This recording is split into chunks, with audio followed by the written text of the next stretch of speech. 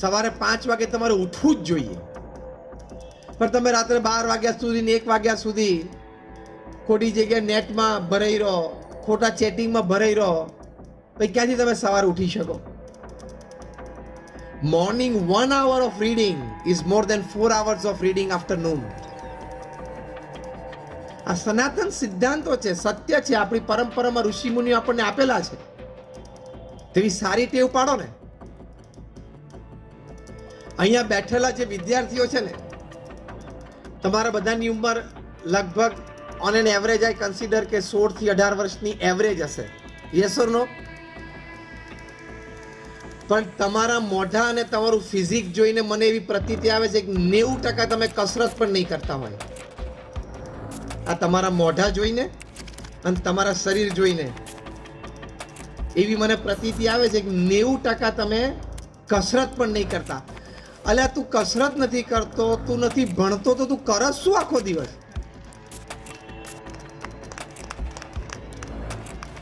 અહીં તમે લોકો 50% તો એવા બેઠા છો ને કે તમને કોઈક સારી 6 લાખની 10 લાખની બાઇક ભેટમાં આપે ને તો તમે શોભો એવા નથી. બોલો,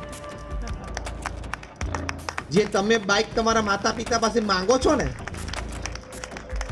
નથી તમારું, કારણ કે 80%માં 50 જણા જ આંગળી ઊંચી કરી બેઠા છે. એમાંથી 50% નહીં, 50 જણાએ. તો નથી તારું એજ્યુકેશન ક્વોલિફિકેશન, નથી તારું ફિઝિકલ બિલ્ડઅપ, તો તું શેની બાઇક માંગે છે? તને ભૂલથી કોઈ ભેટમાં આપે ને તો તું શોભે એવું નથી. એમાં પેલા તારું કેલિબર ડેવલપ કર. અને મેં કહ્યું આપણું કેલિબર એવું ડેવલપ કરીએ, તમને 25 વર્ષની ઉંમરે બર્થડેમાં 10 સ્માર્ટફોન એમને ગિફ્ટમાં આવે. થાય છે લોકોને એવું. એની માટે આ પુરુષાર્થ કરજો. પુરુષાર્થ વગર નસીબ પણ કામ નહીં કરે. યાદ રાખજો. તમને કદાચ કોક બનવાનું જ નથી એવું આ જમાનામાં, પણ સમજી લો દ્રષ્ટાંત રૂપે, એક ફેરી ટેલ સ્ટોરી રૂપે, કે તમને કોકે ઉચકીને મોટા સીઈઓ ની ખુરશીમાં બેસાડી દીધા. જા હવે આ 500 કરોડનો વહીવટ તું કર. પણ તું ભણેલો નહીં હોય ને, તારા અનુભવ નહીં, તને એ નહીં આવડે.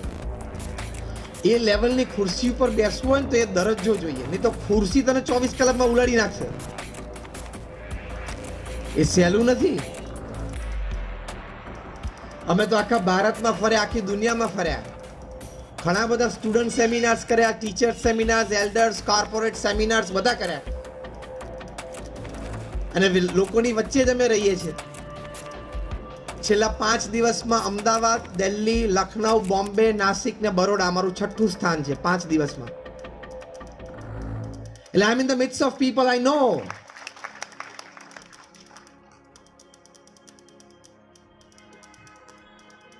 એટલે તમે ગોડ ગિફ્ટેડ હશો, ટેલેન્ટેડ હશો, તો પણ પુરુષાર્થ તો કરવો જ પડશે મેન્ટેન કરવા માટે.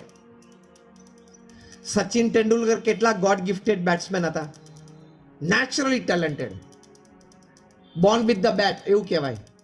એ માતાના ગર્ભમાંથી જ બેટ લઈને જન્મ્યા હતા. એ કક્ષાની એમની કળા હતી, એમની માટે આવા શબ્દો પ્રયોગ કરી શકાય. અને he was considered God of cricket. 100 international tons. 2000ની સાલમાં, તમને આ પ્રસંગ નહીં ખબર હોય તો એક સરસ પ્રસંગ એમના જીવનનો કહું. 2000ની સાલમાં અમેરિકામાં, જ્યાં તો ક્રિકેટ પ્રચલિત નથી, એ લોકોની આ સ્પોર્ટ એમના નેચરલ સોસાયટીમાં નથી, ત્યાં એ લોકોને રેગ્યુલર ઓબ્ઝર્વેશનથી ખબર પડી કે અમુક દિવસોમાં એ લોકોનું ઇન્ડસ્ટ્રીયલ પ્રોડક્શન નોર્મલ અથવા તો વધારે સારું હોય છે, અબવ નોર્મલ. અને અમુક દિવસોમાં, અમુક કલાકોમાં ઇન્ડસ્ટ્રીયલ પ્રોડક્શન, મેન્યુફેક્ચરિંગ એ લોકોનું બિલો નોર્મલ હોય છે. એની એ જ વ્યવસ્થા, એનું એ જ વ્યવસ્થા તંત્ર, એના એ જ કારીગરો, એના એ જ મશીન. તો કેમ આવું?